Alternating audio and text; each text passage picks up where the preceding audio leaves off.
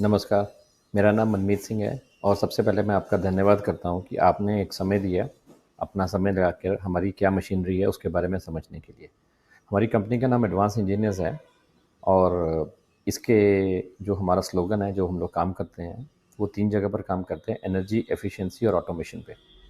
So energy से अगर आप देखेंगे, सबसे पहले आपकी जो पावर प्रोड्यूस होती है, कैसे बनती है, कहाँ से बनती है, उसके लिए हम लोग काम करते हैं। उसको डिस्ट्रीब्यूट करना है आपके प्लांट में, कहाँ पर लेके जानी है, कैसे यूज़ करनी है। और इसमें एनर्जी का मतलब ये नहीं है कि सिर्फ बिजली। बिजली भी हो सकती है, पानी भी हो सकता है, केमिकल भी हो सकता है, एयर भी हो सकती है, फ्यूल भी हो सकता है, कुछ भी हो सकता है। उसको हम लोग काम करते हैं। सेकंड हमारा फोकस है एफिशिएंसी के ऊपर। सो जो भी आप एनर्जी के लिए चीज़ें यूज़ करते हैं, बिजली, पानी, हवा, गैस, फ्यूल, डीजल, उन सबको कैसे मैनेज करना है, ऑप्टिमाइज़ कैसे करना है आपके प्लांट में यूसेज के लिए, ताकि आपकी सेविंग्स पूरी तरह आ पाएँ, उसको ऑप्टिमली आप यूज़ कर पाएँ, वो काम हम लोग करते हैं।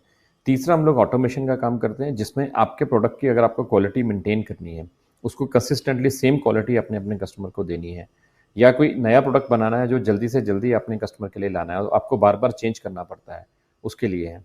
और या फिर अगर आपको कंप्लायंस करनी है, तो आपके कोई कस्टमर ऐसे हैं जो बाहर के हैं, वो चाहते हैं कि इस क्वालिटी का ये स्टैंडर्ड आपको हमेशा और हर समय मीट हो, ताकि ऑडिट के अंदर कोई प्रॉब्लम ना आए।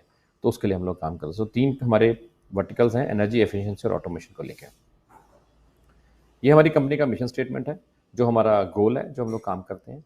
जब हम लोगों ने ये बिज़नेस स्टार्ट किया था, तो हमने 2-3 चीज़ें देखी थी कि कभी भी यहाँ पर काम करते हुए हमें स्टेबिलिटी नहीं मिलती। या तो हमें ऐसी सर्विसेज मिलती हैं जो बहुत ही महंगी होती हैं, या ऐसी सर्विसेज मिलती हैं जो सस्ती तो ज़रूर होती हैं, लेकिन आपका काम नहीं पूरी तरह कर पाती। तो हमने सोचा कि क्यों ना एक ऐसी चीज़ बनाई जाए कि आप लोगों के लिए आपको वर्ल्ड क्लास क्वालिटी मिले और एक लोकल लेवल की प्राइसिंग मिल पाए, ताकि आपके जो छोटे काम करने वाले लोग हैं या छोटे मैन्युफैक्चरर्स हैं, वो भी ये काम कर पाएँ। तो आज की डेट में जो हमारी सर्विसेज हैं, ये कोई बहुत बड़ी कंपनियों के लिए काम नहीं करती हैं। ये बहुत ही हमारे जैसे, आपके जैसे जो छोटे मैन्युफैक्चरर्स हैं, जो एमएसएमई के अंडर आते हैं, उनके लिए ये हम लोगों ने सिस्टम्स बनाए हैं। और हमारे स्टेटमेंट में बड़ा क्लियर लिखा हुआ है कि we wanted to be value leader for system integration services. मतलब हमारा काम ये है कि हम लोगों को आपको वैल्यू देनी है। तो वैल्यू का मतलब ये नहीं है कि ये सिस्टम 1 करोड़ 2 करोड़ का होगा, ये सिस्टम 2 लाख 4 लाख रुपए का होगा। वैल्यू का मतलब ये है कि अगर आप 1 रुपया खर्चेंगे, तो इसमें से आपको 10 रुपए की वैल्यू आएगी। सो जितना पैसा खर्च करेंगे, उससे उतनी आउटपुट हम ज़्यादा आपको दे पाएंगे। यही हमारा मेन उद्देश्य है, यही हमारा मिशन है। ये बैकग्राउंड आपको कंपनी की छोटी सी दे देता हूँ। ये कंपनी स्टार्ट करी गई थी 2009 जनवरी में, मोहाली में, चंडीगढ़ के पास में छोटा सा शहर है पंजाब में। और ये कंपनी जब हमने शुरू करी थी, ये बेसिकली हम लोगों ने क्वालिटी, इनोवेशन और इंटीग्रिटी एंड सर्विस, इसके ऊपर हमने फोकस किया था कि हम आपको क्वालिटी देंगे, इनोवेशन देंगे, इंटीग्रिटी देंगे, उसके साथ ही हम आपको प्रॉपर सर्विसेज देंगे। और हमारा focus field instrumentation, control automation और स्टीम इंजीनियरिंग, इन तीनों पार्ट्स के ऊपर है। सो दैट आपको कभी भी पूरी टोटलिटी में जो कंट्रोल चाहिए, आपको पूरी मशीनरी के ऊपर जो कंट्रोल चाहिए, वो आपको पूरा मिलेगा। ऐसा नहीं है कि आपको कुछ काम के लिए कहीं और भागना पड़ेगा, कुछ काम के लिए कहीं और भागना पड़ेगा। एडवांस चीज़ों में आपको हम टोटल 360 डिग्री कंट्रोल आपको करके देते हैं। आज हम डिस्कस करेंगे नमकीन बनाने की जो विधि है, उसका फ्लो क्या रहता है मशीनरी में। सो अगर आप कमर्शियल ग्रेड पे अगर आप नमकीन बनाना चाहते हैं, नमकीन हो गया, कई तरह की ऐसे मिक्सचर्स आते हैं। सो मैं सबको क्लब करके नमकीन के नाम से दे रहा हूँ। और अगर आप ये प्लांट लगाना चाहते हैं, तो इसमें क्या क्या मशीनरी लगती है। सो सबसे पहले इसमें लगती है सिफ्टिंग मशीन, फिर इसके अंदर लगती है डो मिक्सर, फिर लगता है एक्सट्रूडर मशीन, फिर लगती है आपकी फ्रायर, उसके बाद लगता है डी ऑयलिंग ड्रम जो तेल निकालता है, उसके बाद निकलती है मसाला फ्लेवरिंग मशीन, और उसके बाद होती है फाइनल पैकिंग। सो ये सारी मशीनें लगती हैं। और सबसे पहली जो मशीन, जैसे मैंने आपको पहले बताया, ये सिफ्टिंग या क्लीनिंग की मशीन है। तो इसमें हम जो भी चीज़ लाते हैं, जिससे भी हमको नमकीन बनाना है, आटे से, मैदे से, बेसन से, और आजकल और भी तरह के फ्लोर्स आ गए हैं, तो जो भी पाउडर वगैरह आप यूज़ करना चाहते हैं, कुछ भी हार्ड प्रोडक्ट आता है, तो सबसे उसको छान कर, ताकि उसमें कुछ ऐसा कंकड़ पत्थर या कोई इम्प्योरिटीज़ ना आए, उसको क्लीन करने के लिए जो मशीन आती है, उसको सिफ्टिंग बोलते हैं। और सिफ्टिंग कई तरह की आती है, मैनुअल भी आती हैं, ऑटोमेटिक भी आती हैं। सो डिपेंडिंग ऑन आप कौन सा प्रोडक्ट लगाना चाह रहे हैं, आप क्या बनाना चाह रहे हैं, उसमें क्या क्या प्रोडक्ट यूज़ होगा, तो ये मशीनें डेफिनेटली यूज़ होंगी। एक भी हो सकती है, दो भी हो सकती है, कई सैकड़ों भी हो सकती हैं आपकी रिक्वायरमेंट के हिसाब से। उसके बाद है डो मिक्सर। डो मिक्सर है, इसमें बेसिकली हम लोगों को जो मिक्सर होता है, उसको मिक्स करना है। सो आटा होगा, बेसन होगा, मैदा होगा, उसको मिक्स करना है, उसमें पानी डालना है, दूध डालना है, कुछ और केमिकल डालने हैं, ऑयल डालना है, जो भी आप डालना चाहते हैं। ये मिक्सिंग के लिए कमर्शियल ग्रेड मिक्सर है। तो जैसा हम लोग अपनी किसी बड़े पैन के अंदर चीज़ों को मिक्स करते हैं या मशीन के अंदर होता है। इसमें एक मोटर लगी होती है या मिक्सर लगा होता है, जितनी कंसिस्टेंसी से आपको प्रोडक्ट बनाना है ये वो बना के देता है। नेक्स्ट एक्सट्रूडर, ये एक्सट्रूडर का काम बेसिकली ये है कि जो हम आप देखोगे जो नमकीन की जो शेप आगे हम लोगों को चाहिए उसको एक्सट्रूड कर दी। तो ये जो भुना हुआ आपका बेसन है, आटा है या मैदा है, वो इस मशीन में डाला जाता है और उसके बाद आगे आप देखेंगे वहाँ मोटर लगी हुई है, तो मोटर क्या करती है उसको पुश करती है। तो वो जो एक्सट्रूडर होता है उसको पुश करती है और आगे एक जाली लगी होती है। जाली जैसे डिज़ाइन की आपको चाहिए, कटर के थ्रू चाहिए, गोल चाहिए, लंबाई में चाहिए, जिस तरह की चाहिए उस तरह की जाली बनती है और वो जाली आगे पुश करती है और जो आपका प्रोडक्ट जो बैटर होगा उस डिज़ाइन या उस शेप के अंदर जाके एक्सट्रूडर के थ्रू निकलता है और ये जाके आगे फ्राइंग पैन के अंदर जाता है। सो ये है फ्राइंग मशीन, जैसा नाम है ये तलने का काम करती है। तो इसमें हम फ्राई करते हैं। तो जो भी चीज़ें आप बनाना चाहते हैं, आप सेमियाँ बनाना चाहते हैं, आप भुजिया बनाना चाहते हैं, आप दाल बनानी चाहते हैं, आप चिप्स बनाना चाहते हैं, जो भी, वो इसके अंदर फ्राई होगा। और ये कमर्शियल ग्रेड फ्राइंग मशीन है। इसके अंदर ऑटोमेटिक टेम्परेचर कंट्रोल होगा पूरा का पूरा, ऑटोमेटिक आपका फ्यूल रिफिल का कंट्रोल होगा, क्वालिटी ऑफ फ्यूल चेक होगा इसके अंदर। ये कमर्शियल ग्रेड की मशीन है जिसके अंदर आप हर तरह का फ्राइंग का काम आप इसके अंदर कर सकते हैं।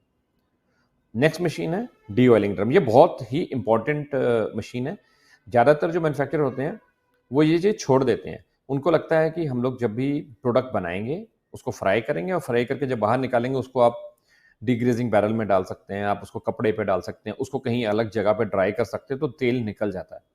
बट ऐसा नहीं है, क्योंकि तेल में एक ऐसी प्रॉपर्टी होती है, तेल के साथ जब भी हम उसको हाई टेम्परेचर पे किसी चीज़ को हम हीट करते हैं तो वो जो चीज़ होती है, जो भी कुछ बनेगा, भुजिया बनेगी या कुछ पापड़ बनेगा या कुछ अलग तरह की रवियोली वगैरह बनेगी, तो तेल उसके साथ स्टिक कर जाता है। तो इसके 2 नुकसान हैं। पहला नुकसान तो है कि जो आपका प्रोडक्ट बनेगा वो हाईली ऑयली होगा। ऑयली होने के कारण वो सॉगी हो जाता है, उसकी क्रंचीनेस वगैरह कम हो जाती है। तो जो लाइफ़स्टाइल उसका होगा कि वो 3 महीने, 4 महीने, 6 महीने, 1 साल तक चलेगा, वो हार्डली हो सकता है 1 महीने के अंदर-अंदर खराब होना शुरू हो जाए। दूसरा क्या है कि आपका ऑयल वेस्ट होता है, क्योंकि हम इस ऑयल को रिसाइकिल कर सकते हैं, रीयूज़ किया जा सकता है। लेकिन क्या है, अगर हम तेल नहीं निकालेंगे तो वो तेल आपके प्रोडक्ट में जाएगा और वो प्रोडक्ट आगे बिकेगा, जिसकी क्वालिटी भी खराब होगी और आपका तेल भी वेस्ट होगा। So deoiling is a must. छोटी सी मशीन होती है, इसके अंदर अपना जो भी आपने प्रोडक्ट बनाया, फ्राई किया, रेडी किया, उसको थोड़ा सा ड्रेन करके इसके अंदर डाल देंगे, ये ऑयल निकाल देता है। So you give proper product to your customers and that is very healthy also. Last सबसे इंपॉर्टेंट है, यहाँ आपकी रेसिपी काम आती है। सो आप कौन सा प्रोडक्ट बना रहे हैं, किस तरह का मिक्सचर बना रहे हैं, किस तरह की भुजिया बना रहे हैं, उसमें किस तरह के फ्लेवर डालेंगे, क्योंकि आज के ज़माने में फ्लेवरिंग का ही खेल है। हर आदमी को पता है भुजिया कैसे बनती है, हर आदमी को पता है नमकीन कैसे बनता है, बट ये जो मिक्सिंग और फ्लेवरिंग है यही खेल है। जैसे ही आपकी मार्केट की नीड है, आप छोटे बच्चों के लिए कुछ बनाना चाहते हैं तो उसका फ्लेवर कुछ और बनेगा, आप बड़े लोगों के लिए बनाना चाहते हैं तो कुछ और बनेगा, आप मास मार्केट के लिए बनाना चाहते हैं तो आप ट्रैवलर्स के लिए बनाना चाहते हैं तो कुछ और बनेगा। सो हर तरह का फ्लेवर है और आपको अपनी मार्केट की नीड के हिसाब से फ्लेवर चेंज करते रहना है। तो सबसे बड़ी इन्वेस्टमेंट हमारी जो फ्लेवर मिक्सर्स के ऊपर होती है, फ्लेवर डिजाइनर्स के ऊपर होती है, इसकी एक्यूरेसी होना बहुत ज़रूरी है। तो इसमें क्या होता है, आपके जो जो प्रोडक्ट्स हैं आप इसके अंदर डालेंगे, इनको मिक्स करेंगे, मिक्स करने की एक फ्रीक्वेंसी होगी जिसको बना के आपका फाइनल प्रोडक्ट तैयार होगा। फाइनली पैकिंग मशीन, ये सबसे इंपॉर्टेंट पार्ट है, क्योंकि आप किस मार्केट के अंदर जा रहे हैं, अपना प्रोडक्ट किस मार्केट को बेचेंगे उसके ऊपर डिपेंड करता है। क्योंकि ग्राहक जो होता है वो पैकिंग किस तरह की हुई है उसको देखकर भी सामान खरीदता है। सो जिस तरह की मार्केट में आप बेच रहे हैं उसके हिसाब से आपको पैकिंग मशीन लेनी है। पैकिंग मशीन हाई एंड भी लगती हैं, छोटी भी लगती हैं, एज पर द नीड होती हैं। बट अगर आपकी ज़रूरत है मार्केट में, आपने पैकिंग करनी है, स्कूल कॉलेजेस के स्टूडेंट्स को प्रोडक्ट देना है, तो उसकी पैकिंग का डिज़ाइन अलग होगा। आपके प्रोफेशनल्स को आपने अगर प्रोडक्ट देना है उसका डिज़ाइन अलग होगा। आपको लेबर्स जो हाथ से काम करने वाले लोग हैं, जो मेहनत करते हैं, उनके लिए अगर आपको प्रोडक्ट बनाना है तो पैकिंग डिज़ाइन अलग होगा। सो पैकिंग मशीन बहुत इंपॉर्टेंट पार्ट प्ले करती है। सो उसको लेना है तो आपके पास पाउच मशीन्स भी आती हैं, डब्बे वाली पैकिंग मशीन्स भी आती हैं, any type machines are there. So ये एक बहुत इंपॉर्टेंट पार्ट है जो पैकिंग के लिए होता है। काफ़ी व्यवसायी क्या करते हैं कि इस पैकिंग की बजाय हाथों से पैकिंग भी करवाते हैं। सो अगर आप बल्क में हैं, आप 2 किलो, 3 किलो, 5 किलो की पैकेजिंग करवाते हैं तो आप मैनुअली भी कर सकते हैं, आपका काम चल सकता है। बट अगर आपकी छोटी पैकेजिंग है 50 ग्राम की, 100 ग्राम की, 200 ग्राम की, तो बेटर है मशीन लगाएं, बिकॉज एक मशीन 1 मिनट में काफ़ी सारे पैकेट निकाल देगी, आपकी लेबर भी बचेगी, आपकी क्वालिटी भी प्रॉपर मेंटेन हो जाएगी। कितना वेट चाहिए उतना ही वेट आएगा प्रॉपर तरीके से, इतना आप मैनुअली नहीं कर पाएंगे। इसके साथ साथ और भी बहुत सारी इंपॉर्टेंट चीज़ें हैं जो आपको प्लांट के अंदर काम करेगी। जैसे आप देखेंगे फोटोग्राफ्स काफ़ी हैं, तो अगर आप फोटो देखेंगे तो ये स्टोरेज बिन है। तो इस बिन के ऊपर ये दिखना चाहिए हमारे को कि भी प्रोडक्ट लेके आना है, इकट्ठा करना है, कई तरह के डब्बे आपको चाहिए स्टेनलेस स्टील में। कोशिश करें स्टेनलेस स्टील यूज़ करें, क्योंकि स्टेनलेस स्टील में क्या होता है कि करोजन नहीं होता है। ख़राब नहीं होता, इसमें कोई चीज़ें ख़राब नहीं होती, इसके अंदर कोई फंगस वगैरह के ग्रोथ के चांसेस नहीं होते, इसके अंदर रस्टिंग नहीं होती। सो आपका प्रोडक्ट इसके अंदर जब भी आप ट्रांसफ़र करेंगे तो काफ़ी समय तक ठीक रहेगा, खराबी नहीं आएगी।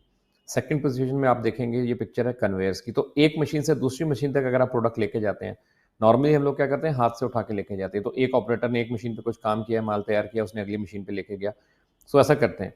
डिपेंडिंग ऑन आपका वॉल्यूम कैसा है, आप कन्वेयर्स लगा सकते हैं सो दैट आपके आदमियों को बार-बार जाना ना पड़े, बल्कि आप कन्वेयर्स लगा के एक एरिया को दूसरे एरिया से आइसोलेट भी कर सकते हैं कि एक एरिया के ऑपरेटर एक तरफ काम कर रहे हैं जहाँ पर हाई टेम्परेचर काम हो रहा है, हाई फ्यूम्स का काम हो रहा है, दूसरी तरफ आपको क्लीन रूम में आपको पैकेजिंग करनी है, तो कन्वेयर के थ्रू प्रोडक्ट आप डिस्पैच कर सकते हैं और वहाँ पर आगे आपका काम होता रहेगा। ये छोटी-छोटी ट्रॉलीज़ हैं, ये भी स्टेनलेस स्टील की ट्रॉलीज़ हैं जो प्रोडक्ट को उठा के लेके जाने के लिए आपके काम आती हैं। छोटे-छोटे कंटेनर्स हैं, बॉक्सेज़ हैं जो स्टोरेज के काम आते हैं। एक सीढ़ी आपने देखी होगी, ये स्टेनलेस स्टील की है, तो बड़े-बड़े आपके वेसल्स होंगे, वैट्स होंगे, मिक्सर्स होंगे, वो ऊपर बने होते हैं, तो ऊपर चढ़ने के लिए परेशानी होती है और समय-समय पे हमारे को चेक करना पड़ता है। तो क्या होता है, लोग लकड़ी की सीढ़ी ले आते हैं या मार्केट में अवेलेबल होती है एल्यूमीनियम की सीढ़ियाँ यूज़ करते हैं। लेकिन वो सीढ़ियाँ यूज़ करना सही नहीं होता बिकॉज़ एक तो उनकी क्वालिटी ठीक नहीं होती, सेकंड सबसे ज़्यादा जो जर्म्स होते हैं वहीं बनते हैं। तो ये सीढ़ी भी स्टेनलेस स्टील की होगी। ये छोटे-छोटे पैरापेट लगे हुए हैं, ये भी स्टेनलेस स्टील के हैं। तो स्टेनलेस स्टील का ही प्रोडक्ट जितना ज़्यादा हो सके वो यूज़ करें, सो दैट कि अगर आपने मशीनें अच्छी लगाई हैं, महँगी मशीनें लगाई हैं, आपका प्रोडक्ट अच्छा बना हुआ है, लेकिन बीच में ये छोटी-छोटी एंसिलरीज़ आपने प्लास्टिक की, एचडीपी की या एल्यूमीनियम की लगा दी, तो क्या होता है यहाँ पर जर्म्स बढ़ने शुरू हो जाएँगे और एक छोटा-सा इश्यू आपके पूरे के पूरे बैच को नुकसान दे सकता है। और ये स्टेनलेस स्टील की चीज़ें जब लगेंगी तो आपके ऑडिटर्स आएँगे, आपको फसाई लाइसेंस लेना है, आपको हैज़ सर्टिफिकेशन कराना है, फ्यूचर में आपको एक्सपोर्ट करना है। तो ये सारी चीज़ें काम आती हैं। ये इन्वेस्टमेंट है, ये फ्यूचर में काम आती है। अगर आप इसके लिए अभी आप और जानकारी चाहते हैं, तो मेरा फ़ोन नंबर, हमारी ईमेल आईडी, कंपनी के बारे में सब कुछ यहाँ पर लिखा हुआ, हमारी वेबसाइट है। आप हमारे साथ कनेक्ट कीजिए। अगर आपको इसके ऊपर कोई डिटेल चाहिए, इंडिविजुअल मशीन आप लेना चाहते हैं, आप पूरा प्लांट बनाना चाहते हैं, जैसी आप डिस्कशन करना चाहते हैं, हम लोग आपके लिए अवेलेबल हैं।